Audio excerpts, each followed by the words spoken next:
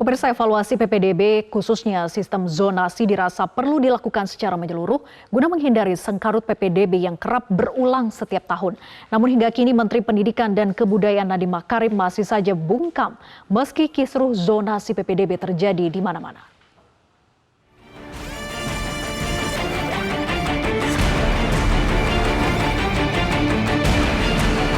Lu mau gambar di sini silakan, genteng lu kemarin datang sini panggil semua. Mau sekolah, kok susah?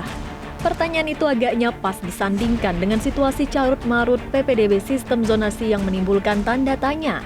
Bagi sebagian wali murid yang terdampak langsung kisruh PPDB 2023. Lu mau panggil siapa di sini silakan, genteng lu kemarin datang sini panggil semua. Gua sendiri panggil sini. Seperti kasus Budi yang yakin betul anaknya akan lolos lewat sistem zonasi dalam penerimaan peserta didik baru di SMA Negeri 2 Bekasi, Jawa Barat. Pasalnya, jarak rumah hanya berjarak ratusan meter dengan sekolah. Namun, Budi harus menelan pil pahit sebab nama anaknya terdepak dalam daftar calon siswa yang diterima. Jarak rumah dan sekolah yang seharusnya 623 meter diubah jadi 781 meter saat daftar. Budi dibuat bingung, apalagi ada siswa yang tinggal lebih jauh justru diterima.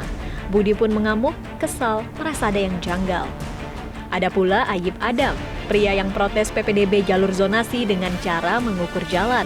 Pengukuran jalan dilakukan untuk memastikan langsung penyebab sang adik tidak lolos PPDB sistem zonasi di SMA Negeri 5 Kota Tangerang. Padahal jarak rumah dan sekolah 412 meter, tapi tercatat 467 meter saat pendaftaran. Aksi protes dilayangkan wali murid di depan SMA Negeri 5 Tangerang Selatan. Para orang tua murid yang gagal masuk jalur zonasi di SMA Negeri 5 Tangerang Selatan memprotes tidak adanya keterbukaan di jalur zonasi dan prestasi di SMA N 5 Tangerang Selatan. Mereka rata-rata adalah warga Puri Bintaro Hijau RW 12 Tangerang Selatan yang tidak masuk jalur zonasi di SMA Negeri 5 Tangerang Selatan. Padahal jarak rumah ke sekolah hanya sekitar 500 meter. Mereka bisa terima jika ada keterbukaan dari pihak sekolah terkait jalur zonasi. Namun hingga kini tidak ada keterbukaan informasi sehingga anak-anak yang masuk jalur zonasi tidak transparan. Presiden Joko Widodo meminta bupati, wali kota, dan gubernur serius mengurusi jalur zonasi PPDB di wilayah mereka. Presiden mengaku sudah mengetahui adanya protes warga terkait jalur zonasi PPDB. Presiden minta kepentingan anak-anak untuk bersekolah menjadi hal yang utama. Masalah lapangan selalu ada di semua kota, kabupaten maupun provinsi, ada semuanya. Jadi yang paling penting diselesaikan baik-baik di lapangan. Anak-anak kita harus diberikan ruang yang seluas-luasnya untuk memiliki pendidikan yang baik dan setinggi-tingginya. Bahwa masalah kecil-kecil banyak di lapangan, yaitu persoalannya bupati, persoalannya wali kota, persoalannya gubernur. Jangan semuanya ke presiden. Ya. Terima kasih. Sebelumnya, Menko PMK Muhadjir Effendi menyebut jumlah kasus penerimaan peserta didik baru atau PPDB terbilang sedikit.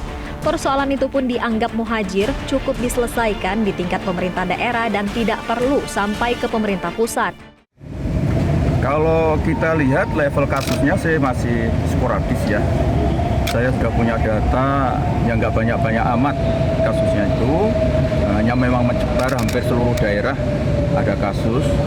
Dan itu kan mestinya bisa diselesaikan di masing-masing daerah. Tidak perlu sampai juga tingkat pusat. Tapi nanti akan kita evaluasi lah paling terakhir. Di tengah kisruh PPDB sistem zonasi, kemanakah Menteri Pendidikan dan Kebudayaan Nadiem Makarim? Ternyata hingga kini Mendikbud masih bungkam.